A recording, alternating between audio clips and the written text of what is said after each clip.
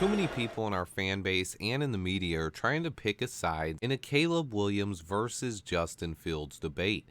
There are a lot of people out there that think I want Justin Fields to quarterback this team and nobody else. That's simply not true. I just believe there are better avenues to improve this team than making a risky pick at quarterback #1 overall. Especially when you go ahead and weigh out the risk versus reward in the situation and look at things logically. No unproven rookie is worth 3 first-round picks and potentially more. They are just too risky, especially at the quarterback position. But then you have to also ask yourself this: is Caleb Williams even the best quarterback prospect in this class? Even if he's the first drafted, it doesn't mean or guarantee he will be the best player at his position. I think Jaden Daniels and Michael Penix Jr. both have a chance to be better than him this year. I still have a lot of scouting to do, but Michael Penix just tore up the playoffs and has another big game coming up next week, and Jaden Daniels won the Heisman Trophy and had a remarkable season. He was the best player in college football and had a much better season than Caleb Williams or Drake May. Now, that doesn't necessarily mean he's the better NFL prospect. I've had Caleb Williams in my top 3 for this draft all year long, but Jaden Daniels has closed that gap and may have even surpassed him, and Michael Penix Jr. is right there too. I will say that Caleb entered this season really high on everyone's draft board, but he simply failed to live up to those expectations this year. He showed some holes in his game, and evaluators now have some legit questions. It doesn't mean he's not an awesome quarterback prospect or that he won't go #1 overall, but it could mean he's not the top quarterback in this class anymore. This year's class features a variety of talented quarterbacks. When we talk about how Michael Penix Jr. performed all season and then shut down the doubters in the playoffs against Texas, I think he could have a better arm than Caleb. I will say this about Penix Jr. He's had multiple surgeries, including 2 torn ACLs and a shoulder injury, and that could cause him to fall down draft boards. But as far as talent goes, he has it. And I just have legitimate questions as to whether or not Caleb is even the best quarterback in this class. We have about 4 months left to evaluate these guys, and the process is ongoing, but that's just it. These guys who are saying it's Caleb or nothing, they just don't get it. Caleb's evaluation isn't even finished yet. We still don't even know for sure how tall he is. His scouting reports are not finished.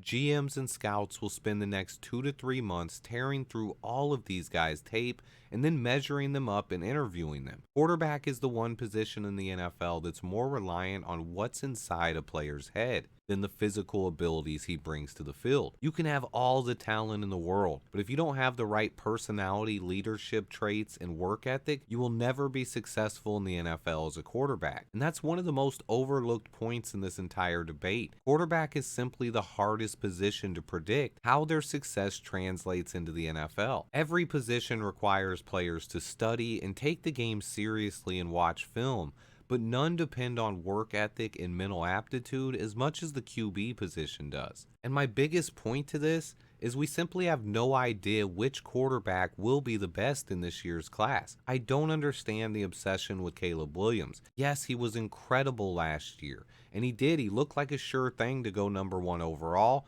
but he struggled this season, and other quarterbacks have closed that gap and may have even passed him. I think Caleb is probably the safest bet to be the first quarterback taken, but that doesn't mean he ends up being the best quarterback in this draft. Most years, scouts get that wrong. Drake May is high on a lot of scouts' boards. So is Bo Nix, JJ McCarthy, Jaden Daniels, and Michael Penix Jr. That's 6 quarterbacks who will at least be in the mix at some point to go in the first round. I think only 3, maybe 4 will end up going on day 1, but the order they go is still up in the air. We don't know how tall Caleb Williams or Jaden Daniels are. We will find out at the combine.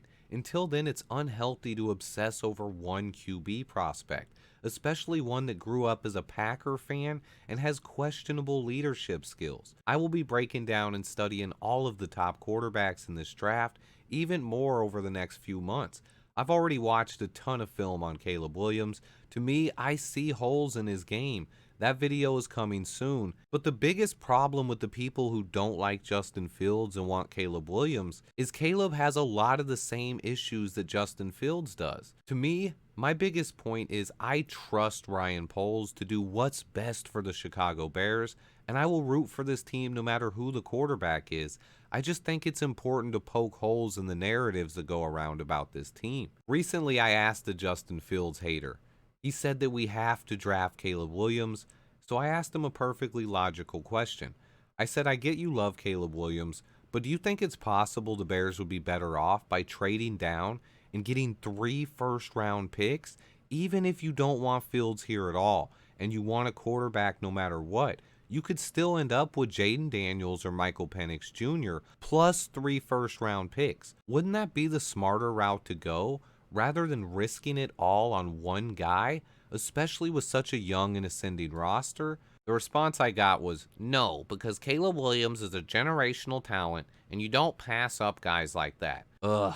It just, simply put, you can't argue with people who don't have common sense. Caleb is a great prospect, but the term generational means once in a generation.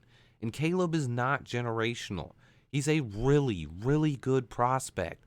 One of the best in a very talented 2024 draft class, but he's not generational. Anyone telling you that is just throwing a word around and overhyping a prospect for no reason other than to put down Justin Fields. And that's one of the things I've seen a lot as far as social media and other content creators, even the national media. They say a lot of things for clicks, and I expect this to continue on throughout this entire offseason. The next 3 months are going to be rough. People are going to be arguing Justin Fields versus Caleb Williams the whole time, but that's not really the debate. The real question is, would you rather have 3 first-round picks and then whoever your quarterback is, whether it's Justin Fields or Michael Penix Jr. or Jaden Daniels or even Tyson Bagent? Wouldn't you take the 3 first-round picks? So far, I haven't seen anything to say that Caleb is worth passing all that up for. I love the dude. I think he has the potential to be a really good player in the NFL, but I do not think he's the next Patrick Mahomes. I do not think he's a sure thing. I don't think he's a safe pick, and I do not think he's generational. We'll find out what Ryan Poles thinks soon, and I will actually have an all-22 breakdown coming up on Caleb Williams in the next month or so. Stay tuned for that, guys. I have a ton more content on the way. Please remember to hit that like button for me, and until next time, bear down.